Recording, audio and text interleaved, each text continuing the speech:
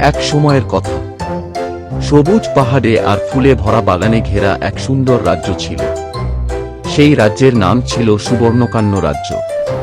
এই রাজ্যের শাসক ছিলেন জ্ঞানী ও ন্যায়পরায়ণ রাজা মহারাজ অরিন্দম। এই রাজ্যেই থাকত এক দয়ালু রাজকুমারী। আর আজকের গল্পটা শুরু হয় সেখান থেকেই। একটি দয়ালু রাজকুমারী সুন্দর রাজবাগানে হাঁটছে, চারপাশে রঙিন ফুল, নরম রোদ, শান্ত পরিবেশ। হাঁটতে হাঁটতে দেখে একটি খরগোশ ঝোপে আটকে গেছে। রাজকুমারী খুশি হয়ে খরগোশকে বাঁচাই। খরগোশ খুশি হয়ে বলে, ধন্যবাদ রাজকুমারী তোমাকে।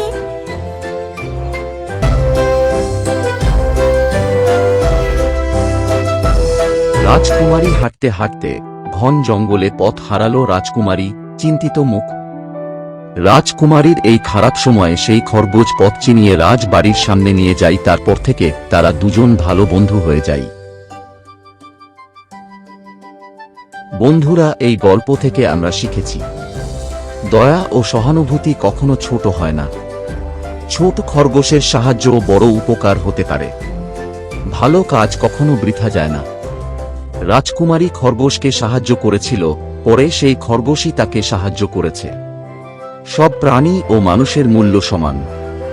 ছোট বা দুর্বল ভেবে কাউকে অবহেলা করা উচিত না। ভালোবাসা ও বন্ধুত্ব বিপদে পথ দেখায়। সত্যিকারের বন্ধুত্ব সব সময় পাশে থাকে। নিঃস্বার্থ সাহায্যই সত্যিকারের শক্তি। সাহায্য করলে নিজের মনও শক্ত ও সুন্দর হয়। বন্ধুরা, এমন সুন্দর সুন্দর গল্প পেতে সাবস্ক্রাইব করে পাশে থাকুন।